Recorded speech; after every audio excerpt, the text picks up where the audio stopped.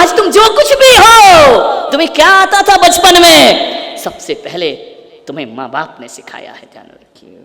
मान्यवर, इलाज हुआ, बेटे ने कहा माँ अब तू पूरी तरह से ठीक है, ये सारी रिपोर्ट है, मैं ठीक हो गई? बोले हाँ। माँ ने पकड़ा बच्चे को, उसका माथा चूम लिया कि बेटा तेरी जैसी औलाद दुनिया में किसी को नहीं मिल सकती है। उसने कहा माँ एक काम कर। बोले क्या? तो बोले पूरी तरह ठीक हो गई, अब तू गांव वापस चली जा। माँ ने सुना गांव वापस चली जाऊं? क्यों बेटा? नहीं नहीं चिंता मत कर, देख मैं भी डॉक्टर हूं, तेरी बहू भी डॉक्टर है। माँ एक बात बता, कैसे हम तुझे समय देंगे? रात दिन हमारी कभी भी ड्यूटी लग जाती है, गांव तुझे बहुत अच्छा लगता है ना?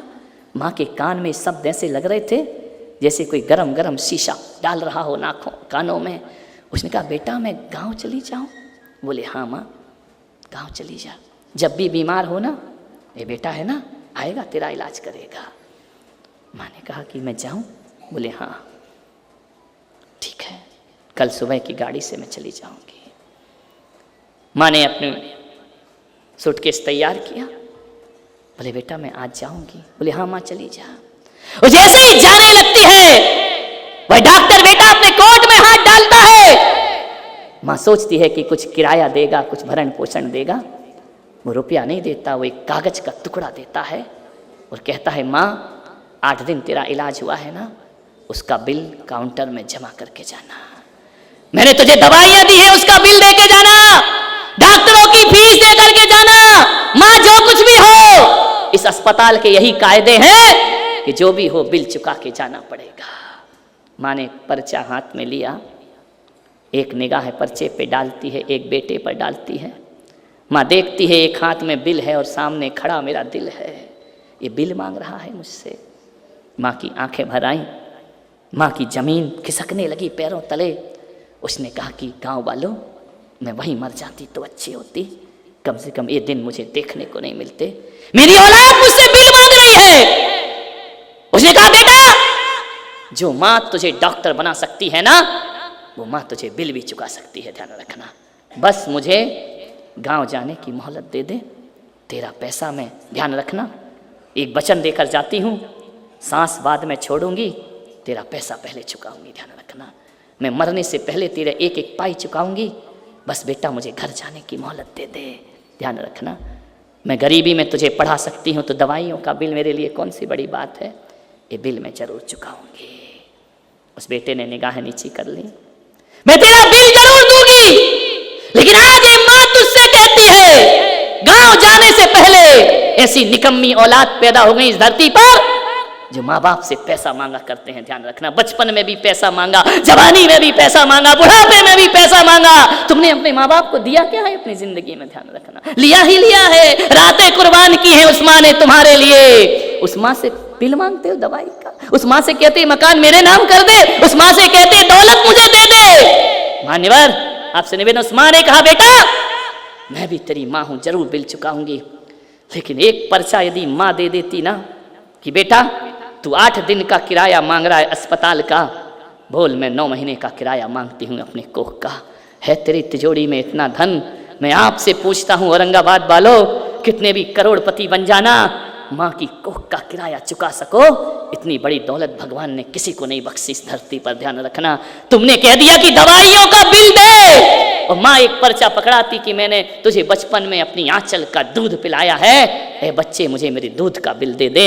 ये 10 यदि सामने आ जाए ना तो सारी दौलत मिट्टी का ढेर बन जाएगी। बाजार में गाय का दूध मिलेगा, बकरी का मिलेगा, भैंस का मिलेगा, बाजार में माँ का दूध नहीं मिला करता है, ध्यान रखिए। उस दूध का किराया तुम्हारे पास है। तुम्हारी माँ कह दे कि बोल मैंने तेरे लिए रातें जाग जाग कर काटी हैं, उसका पैसा चाहिए मुझे, और माँ कह दे कि मैंने तेरे गंदे कपड़े धोए हैं, उसका बिल चाहिए मुझे, तो बोलो यहाँ इस बैठी भरी सभा में और यूट्यूब से सुन रहे लाखों लोग, मैं प्रश्न करना चाहता हूँ, क्या तुम्हारी तिजोरी में इतना धन है माँ की रातों के पैसा चुका सको? है, ध्यान रखना। तुम्हारे पास इतनी दौलत है, माँ के अरमानों ने जिसने तुम पर लुटाए हैं, जीवन बर्बाद किया है, वो दे सको, ध्यान रखना।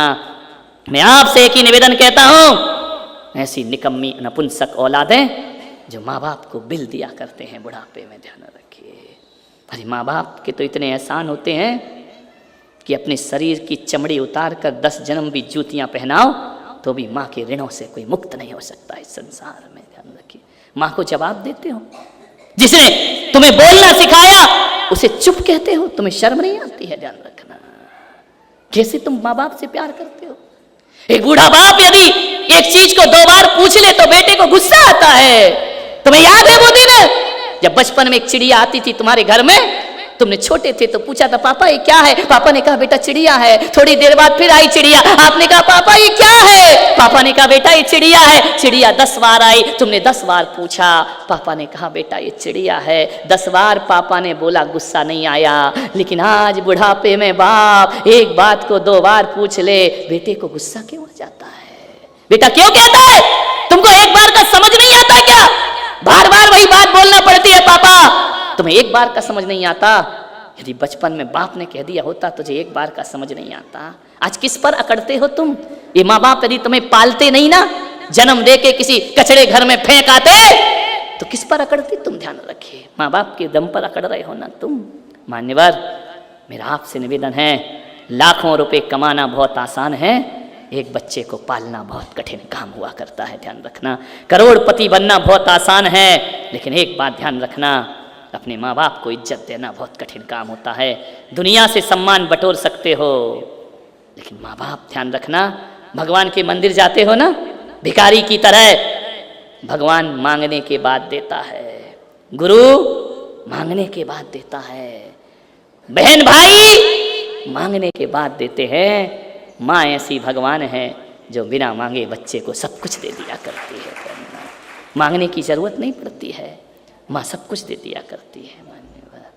मैं आपसे निवेदन करता हूं, हिंदू बनो, मुसलमान बनो, जैन बनो, सिख बनो, ईसाई बनो या ना बनो, धार्मिक बनो या ना बनो, मैं हर जन्मेदनी से यही कहता हूं, हर बेटे को इस जन्म में कोई बड़े ऑफिसर कलेक्टर बन पाओ या ना बन पाओ, हर बेटे को अपने माँ बाप का श्रवण कुमार जरूर बनना चाहिए, ध्यान रखना है।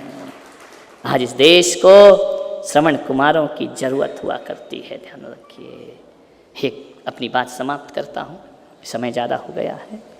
एक बेटे ने बहुत अच्छा ऑफिस खोला, पिता को बुलाया कि पिताजी आओ देखो मैंने कितना कमाया है, कितना बड़ा आदमी बन गया, मेरे ऑफिस का उद्घाटन करो। पिता गया, जैसे ही गया पिता देखा कि मेरे बेटे ने बहुत कुछ कमा लिया, इतना बड़ा ऑफिस बना लिया है, इतना बड़ा व्यापार खड़ा कर लिया। मालूम है उस बेटे से उस पिता ने पूछा कि बेटा एक प्रश्न कर सकता हूँ तुझसे? बेटे ने बोला करो। बोले कि दुनिया में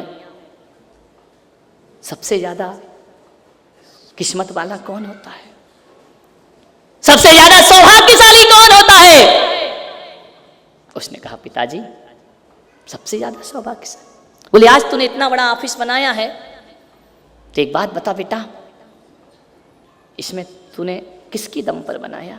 उसने कहा पिताजी मैंने अपनी दम पे बनाया, मैंने ही सब कुछ किया है, मैंने ही मेहनत की है, मैंने ही सब कुछ किया है, मैं ही सब कुछ हूँ इस दुनिया में, मेरे से बड़ा दुनिया में कोई नहीं होता है। पिता ने कहा शायद कमा के अकड़ आ गई होगी। पिता को किसी और उत्तर की अपेक्षा थी, बेटे ने कोई और उत्तर दे दिया। बोले पिताजी जो भी है ना इस दुनिया में वो सब मेरी बदौलत है, सब मैंने किया है, सब मेरे से हुआ, ये व्यापार मेरा है, सब कुछ मेरा है। पिता ने कहा ठीक है बेटा तू कुछ बदल नहीं गया? बोले नहीं पिताजी मैं कहाँ बदला हूँ, जो कुछ भी है ना वो सब मेरा है। पिता ने कहा ठीक है। पिता जाने लगा, बेटे ने कहा इधर आओ पिताजी, मैं समझ गया तुम अंदर क्या सोच रहे हो, तुम यही सोच रहे ना कि मुझे अकड़ आ गई, लेकिन मैं कहता हूँ पिताजी मेरे से बड़ा मेहनती, मेरे से बड़ा सक्सेस आदमी और मेरे से बड़ा किस्मत वाला इस दुनिया में कोई नहीं हो सकता है, मैं ही सब कुछ हूँ। बोले क्यों बेटा ऐसी भाषा क्यों बोल रहा है? बोले आज जो इतना बड़ा सौभाग्यशाली हुआ हूँ ना, इसलिए हुआ हूँ कि मेरे पास तुम्हारे जैसे पापा हैं, ध्यान रखिए, तुम्हारे जैसे पिता हैं, इसलिए आज मैं इतना बड़ा हुआ हूँ। और जो मैंने कहा ना कि मैं सबसे बड़ा सौभाग्यशाली हूँ, सौभाग्यशाली इसलिए हूँ पापा कि तुम्हारा आशीर्वाद मेरे सिर पर है, ध्यान रखना। एक घड़ा कितना भी बड़ा हो जाए पापा, उसने घड़े के पास ले गया, इस घड़े का पानी देखो पापा, ये मिट्टी का घड़ा कितना बड़ा है। बेटा तू इतना बड़ा हो गया, बोले मैं घड़े के बराबर बड़ा हो गया हूं, लेकिन एक बात याद रखना पापा, घड़ा कितना भी बड़ा हो जाए उसके मुंह पे जो ढक्कन होता है ना बहुत छोटा होता है। लेकिन पापा ये बड़े घड़े की कीमत घड़े से नहीं होती है, ये ढक्कन इसके ऊपर नहीं होता ना तो आज ये पानी घड़े का पानी पीने लायक ना बचता। आप मैं घड़ा हूं, आप मेरे सिर पर रखा हुआ ढक्कन है, और आपने मेरे ऊपर बैठ करके जैसे इस घड़े के पानी में कचरा ना गिर जाए ये ढक्कन का काम हुआ करता है, और बेटे की जिंदगी बर्बाद ना हो जाए ये बाप का काम हुआ करता है। ध्यान रखना, आप भले ढक्कन की तरह छोटे हैं लेकिन मेरी कीमत मेरी चौड़ाई से नहीं, आपकी ऊंचाई से मेरी कीमत हुआ करती है। आप मेरे सिर पर आकर बैठे हैं पापा, मेरे से बड़ा सौभाग्यशाली इस धरती पर मैं कह सकता हूं कि इतने सौभाग्यशाली तो आप भी नहीं होंगे जितना मैं हूं कि मुझे तुम्हारे जैसे पिता प्राप्त हुए हैं। मान्यवर